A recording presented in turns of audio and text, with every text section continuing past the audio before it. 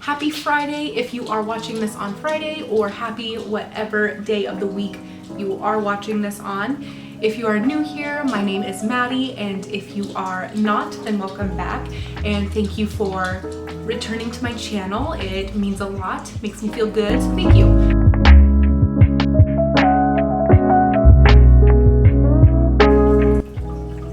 For today's video, I'm going to be talking about character arcs and character relationships. I think there is a lot of information from other writers or in books or things that you learn from just kind of reading or watching movies. So I just wanted to kind of talk about my thoughts and about how I build characters and build up those relationships between them. And to this week's reference book, which I don't know if I'll have a reference book every week to highlight, but for now I do. And this week's is The Anatomy of Story by John Truby. This is primarily for screenwriters, but I think it is important for any writer to read. It goes in depth about the structure of a story, different types of story, character arcs, character relationships, and I think that one is really impactful reading about. He goes into the different types of relationships that you need in a story to make it work, how you can build up those relationships, and how they interact with one another. So yeah, I really highly recommend this book, The Anatomy of Story by John Truby. Really great for any genre or medium of writing that you have. Let's see. I think that is about it. If you haven't signed up for my newsletter yet and you would like to, you can follow the link in my description to my website and sign up through there. The first one will start going out on the 1st of February, so coming up actually. And yeah, thank you so much, and we're gonna dive into the video now.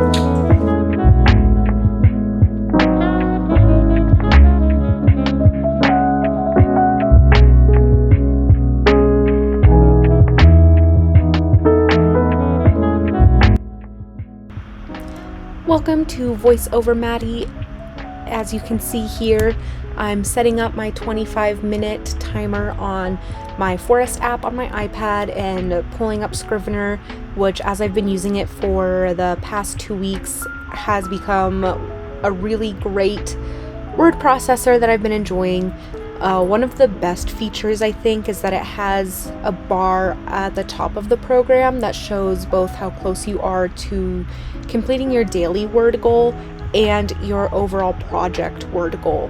And I think it is just like really motivating to see that bar get closer and closer to the right side every day and every writing sprint or amount of time that you're spending on your project. So yeah, I really am enjoying it more than I thought I would because it's such a big processor. But yeah, so that's just kind of technical stuff, and then we'll get into character.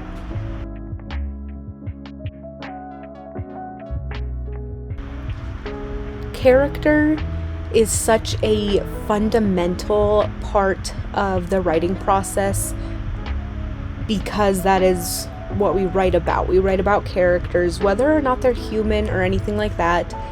Having a being at the center of the story is everything almost. Not everything, but it is necessary. So I think that finding a way that works for you to build strong, realistic, flawed characters is really important.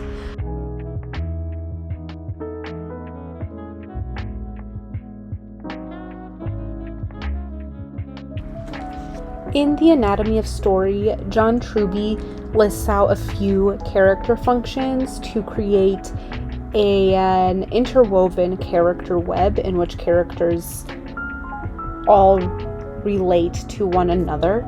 So you have the hero, the opponent, the fake ally opponent, the fake opponent ally, and the subplot character. And I don't want to go into too much detail about each of these because I think we all have a basic idea of the function they serve. I just wanted to highlight a few things that stood out to me and things that I have seen in other writing, whether it is you're a beginner or published works. And that is the hero drives the action in an attempt to solve the problem. It is your hero that has a desire or a goal and a moral or emotional failing, that they need a internal conflict and an external conflict, and they have to drive the action. There are some movies and books that I've read where the protagonist is very reactionary, and it creates a very passive experience for the viewer when movies and books are already a passive medium since you are not directly interacting with it. And I think that you can tell this a lot of times in movies that people say are boring or something like that. It's because that protagonist that we are invested into, that we are supposed to relate to, isn't driving the core conflict and action of the story. And another one for the opponent, and this is something I see a lot, is that the opponent should want the same thing as the hero. This brings them into direct conflict throughout the entire story. And I think that that can be difficult to ascertain and write out, especially if you have a really high premise for your hero and not so much for the antagonist. But they have to, at the end of the day, want the same thing. And whether that is more theoretical or, something not physical, they need to be put into direct conflict. This relationship between the protagonist and antagonist is the most important relationship in the entire story. So this is one of the most critical relationships to get right and really think out. The fake ally opponent is self-explanatory. They function as someone who acts like they have the hero's interests in mind, but they are either going to betray them by the end or are always working against them.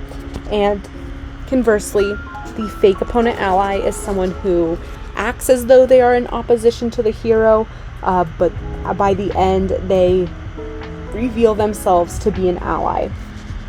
And then a subplot character is used to mirror and contrast how the hero and that second character deal with the same problem. For these character functions, I think two really good examples, and I'm just going to go with movies because I think that's the easiest way to kind of see how these functions play out, since it is something that you start and finish in one sitting rather than an extended period of time. I think a great movie for these character functions is Ready or Not. The protagonist is thrust into this deadly family game, and throughout the story you see her acting in opposition to the family members, and how some of the family members that are supposed to be her allies are not by the end of the film, and some of the people acting in opposition to her come through for her by the end. And I think that movie didn't get a lot of hype, but I think it definitely deserved hype, and that it did really encompass those character arcs.